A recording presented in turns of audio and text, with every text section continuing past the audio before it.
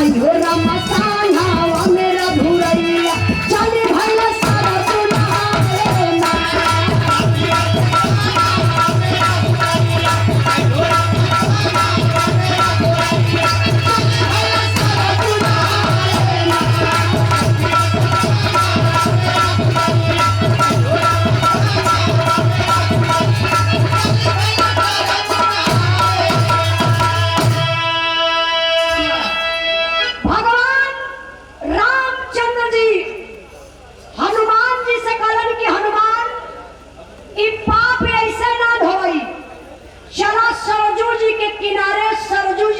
स्नान करके एक पकवा के दोनों जने धो लिया।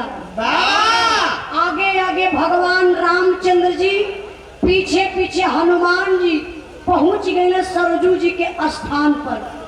अब भगवान रामचंद्र जी वही धाम पर बैठल सरजू जी के किनारे स्नान करे बैठल हो। हनुमान जी इतना दूरे बैठल हो।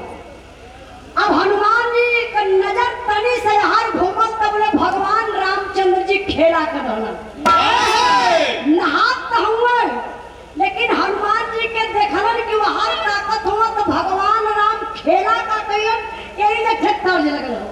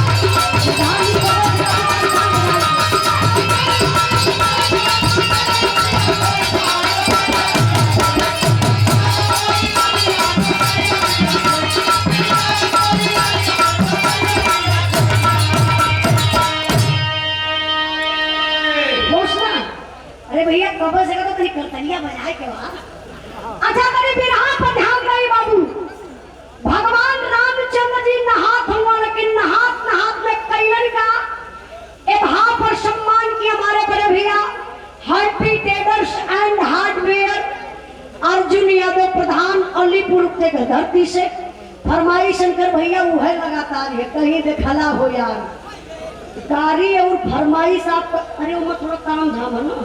हाँ बात ही हो 200 रुपए का पुरस्कार देके सम्मान किए। अच्छा ये सुन ले हो कहीं देखला हो यार, कहीं देखला हो यार मंगल के बहिन। अच्छा क्या करवा आज हमारे इंद्राज भैया के बेटा का तबीयत अचानक खराब हो गई प्रधान जी, तो थोड़ा सामान भी डिस्टर्ब हो गई है। वो बच्चा छोटा रहा लेकिन उल्टी अचानक हुई और आंख जो है फंस गई। अब आंख का प्रॉब्लम उनका भैया पहले तो अपने बेटा का इलाज करवाला, ओकरे बाद बिरहा तो जिंदगी भर गावे के बाद तो थोड़ा सा दिक्कत ही बा कि इनकर बहनोई अले ना हो इनकर बहनोई रहता तब इनके छोड़ के खाए गए कि टीकाधारी जितना बढ़ बढ़ के बोलत हो बोलना बोलते, लेकिन आज ये छूट गया। अरे भैया जब सुन के लड़का का तबियत खराब तब से ही बहुत खुश हो तुम्हारा सर्वनारी हमारा जीव बचल है। अब बताओ ऐसे कहावत का ले केहू को घर जरा पता नहीं के का सेके ये अपन सेके पे लगल हो। ये देखिए 100 रुपए का पुरस्कार देके अर्जुन भैया सम्मान के आप रामपाल यादव के भतीज मान सिंह यादव जी की तरफ से 100 रुपए का पुरस्कार भैया के बहुत बहुत काम। तरी आई बिहार पर ध्यान दे बाबू, बिहार कहाँ पहुंचल हो कहाँ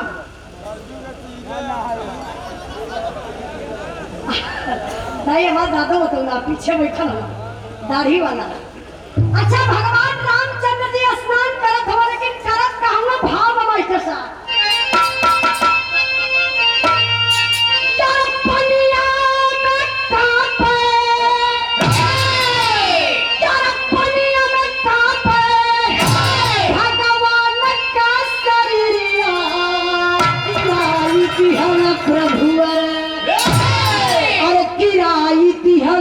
भुवर हई पानी में मुरैया दिहला प्रभुवर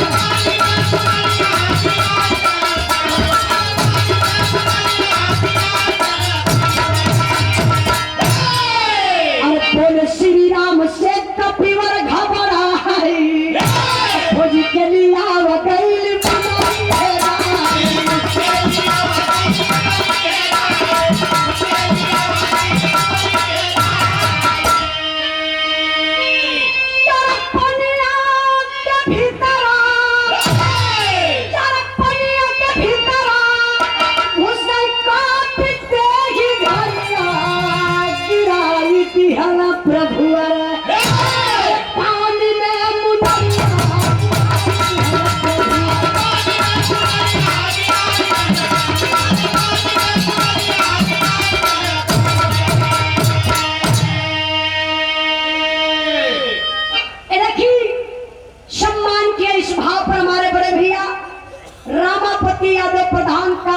से भैया की तरफ से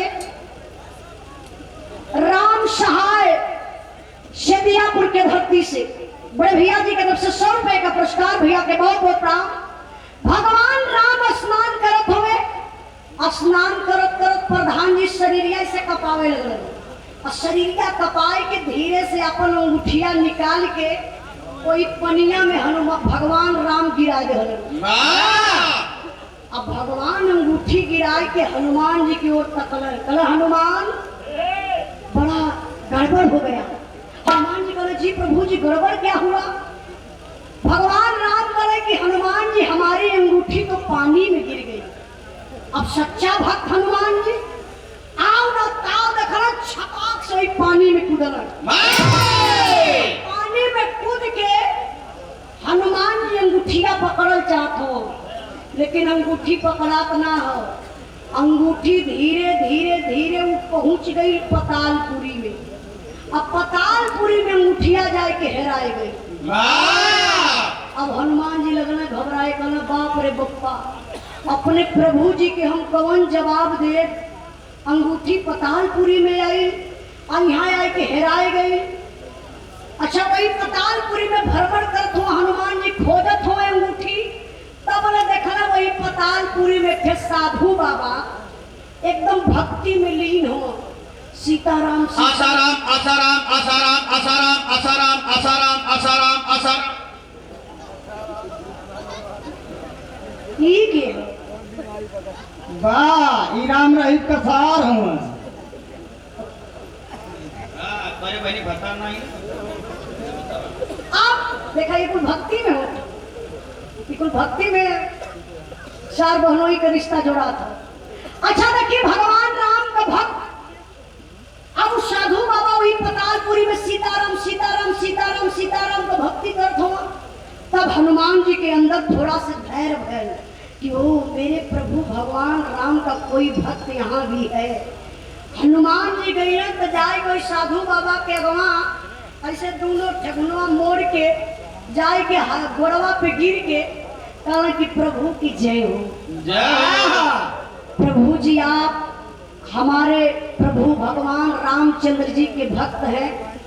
आप हमारे प्रभु जी की भक्ति में लीन हैं लेकिन थोड़ा सा मैं डिस्टर्ब कर रहा हूँ क्षमा चाहता हूँ। मैं आपसे पूछना चाहता हूँ कि एक हमारे प्रभु भगवान रामचंद्र जी की अंगूठी आई है आप देखे हैं क्या? तो साधु बाबा उससे ऊपर तक कहना हाँ मुड़ी हिलौना कहना हाँ बच्चा एक अंगूठी आई है जो घड़ीला देख रहे हैं ना उसी घड़ीला में जाइए हाथ डालिए आपको अंगूठी मिल जाएगी। अब हनुमान जी गए वही घड़ीला के पास प्रधान जी अजाए कोई घड़ीलवा में हथवा डालना जब हनुमान जी तब का भेल मास्टर साहब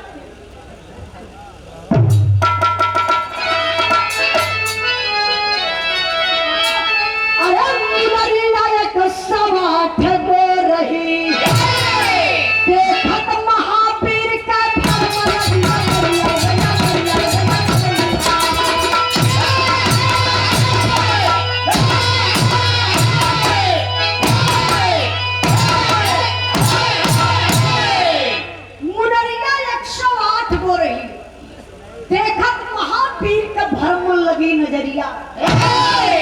हनुमान जी गईला वही घड़ीलवा में हथवा डलन तो अब निकाला तो अंगूठी तो एक अंगूठी ना भर अजूरी अंगूठी ओके गिना लगला तो 108 गो अंगूठी और सब पे राम राम लिखल बा सब एक ही वर्ण के अंगूठी।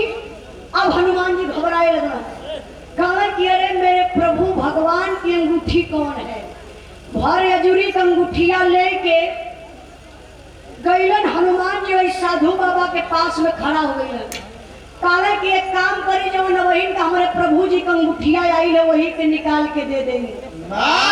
साधु बाबा वही